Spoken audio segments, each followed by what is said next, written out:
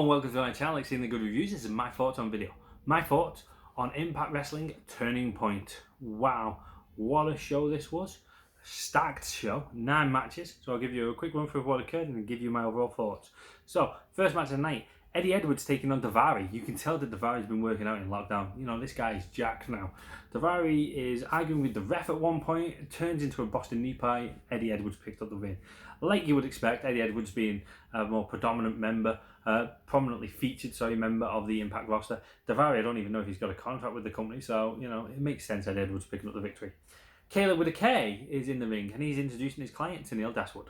Second match of the night, Tenille Dashwood and Jordynne Grace taking on Taya Valkyrie and Rosemary. Rosemary photobombs Tenille at one point. That's quite funny. Grace and Tenille show signs of not gelling, not getting along in this match. This ends up becoming more of a 2-on-1 match because of this, because Tenille doesn't want to get tagged into the match.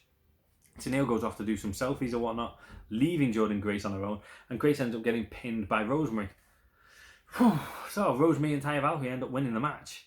I don't think Tenille and Jordynne Grace are going to be a tag team going forwards. Cody Deaner is still miffed about losing to Johnny Swinger, and cousin Jake is trying to convince him to go find Johnny Swinger and give her whatever that means. Whatever. Third match of the night, Brian Myers taking on Swoggle. Brian controls large portions of the match, toys with Swoggle.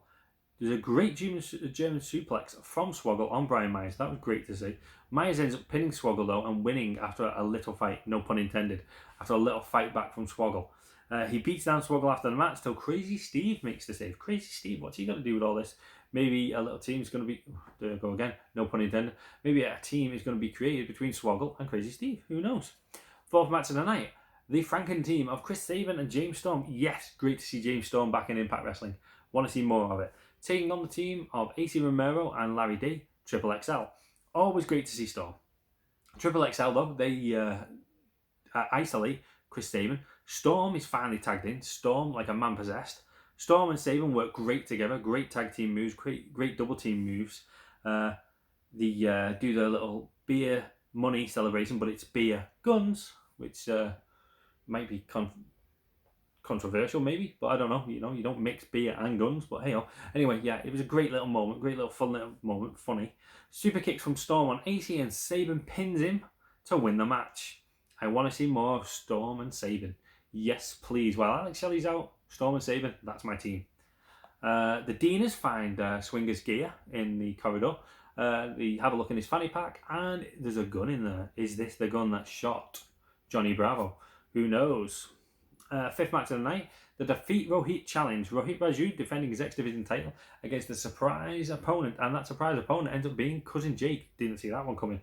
Cousin Jake it actually does do pretty well in this match, but Rohit Raju really impresses me here. Really does impress me here, and he ends up picking up the victory.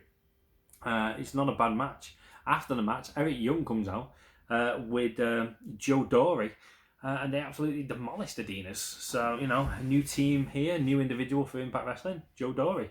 Sixth match of the night, Moose versus Willie Mack. Now, I did not know that this was for the TNA title, the TNA Heavyweight title. It hadn't been announced, I didn't think, or I hadn't heard it. But it was. During this match, it was said that this was for the title, the TNA Heavyweight title. So great to see another title on the line. Moose being very dominant early on, inflicting a lot of pain on Willie Mack. Moose hits a spear but doesn't go for the cover. Does not go for the cover. Instead, he continues to beat down on Willie Mack. The referee decides, you know what? He can't respond to this. He's not defending himself. I'm stopping the match. I'm declaring Moose the winner by TKO. However, Moose continues to beat down, so the ref decides, you know what? I'm reversing my decision, and he disqualifies Moose. So Moose keeps the belt, but Willie Mack won the match by DQ. Seventh match of the night. The Impact Tag Team titles on the line. It's the North defending against the Good Brothers. This was great. Lots of action going on during this match. Double team moves, near falls and all that. Great to see. The Good Brothers hit a magic killer on Ethan, and Doc pins him to win the match. The Good Brothers are your new Impact Wrestling Tag Team Champions. I didn't think they'd pull the trigger on this one this soon, but they did, and it was great. Great moment for the Good Brothers. Great to see them as Impact Tag Team Champions. Shame for the North, though. Eighth match of the night, Su Yung defending the Impact Knockout title against Deonna Purrazzo, the Virtuoso, without Kimberly in her corner, unfortunately. This is a no disqualification match, remember, and you can tell that because Su Yung comes down with a chair and throwing it in the ring and whatnot. It doesn't take long before the weapons start getting involved. Chairs, kendo sticks. Deonna Purrazzo brings in a blank canvas, ends up rolling Su Young's face on it.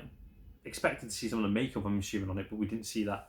Later on, though, Deonna Purrazzo uses this blank canvas as a shield to block red mist. Ends up slamming the red mist sprayed canvas over Su Young's head, so it did come in handy, I'm guessing. Deonna puts a chair on Su Young's head and then locks in the Virtuoso lock. It looks like Su Yung is out. Why does she then release it? Why not keep the lock in and let the ref check her hands? But no, she releases the lock, the ref's checking. On the third attempt, Su Yung comes back to life. She's back to life, oh no. Locks in a mandible claw. She wraps Deonna Purrazzo up in the rope that she got from underneath the ring and whatnot. Tries to choke out Deonna Purrazzo. Deonna hits a pile driver though and pins Sue to win back the knockout title. Deonna Purrazzo, 2-time knockout champion. Good for you, Deonna Purrazzo. New champion there, did not see that one coming. We get a look at the knockout tag team title tournament brackets. More on that when I cover Impact next week. And our 9th match of the night, Rich Swann taking on Sami Callihan for the Impact World title. Sami is a twisted individual. He's clawing, he's scratching, he's scraping at Rich Swann. This was a very fun match, but very different to all the other matches that were on the card. Sami Callihan, a very gritty individual, very, very, a nasty individual maybe. Ken Shamrock ends up coming down, distracting Rich Swann, but Eddie Edwards comes down for the save and ends up beating up Ken Shamrock. So those two disappear, battling against each other. Rich Swann picks up the victory after pinning Sami, and Sami, he loses the match. Rich Swann is still your Impact Wrestling World Champion. Rich Swann picks up the victory here, so that's good to see. And yeah, there you have it. The main event wasn't as good as what I anticipated it. Like I said, it was very entertaining, very different, but it wasn't for me. My belt of the night, oh God, that one is a difficult one.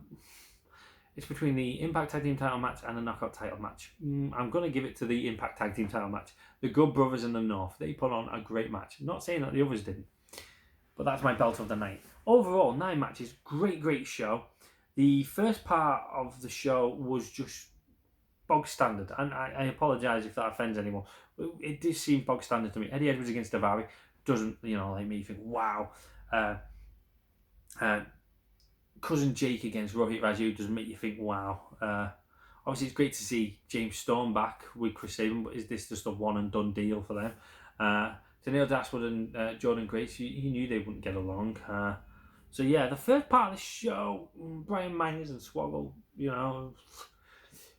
But then when it got to the second half of the show, that's when it got good. That's Moose against Willie Mack, that was a great show, a great match. And the North against the Good Brothers, great. Deonna Purrazzo against Su Yung, great. And like I said, Rich Swann against Sami Callihan, it was a good match. It just wasn't quite for me. It was just the wrong kind of style for me, maybe. And maybe I'm just not taking the Rich Swann as the Impact World Heavyweight Champion. Maybe I believe it should be on someone else. Can't wait to see if they do a Moose against Rich Swann unification match for the TNA and Impact World titles. But anyway, yeah, those are my thoughts on the show. What are your thoughts on the show? Let me know in the comments. Like this video, hit the subscribe button, and yeah, stay tuned for more content. I just want to say a big thank you very much for watching. Stay safe, stay classy.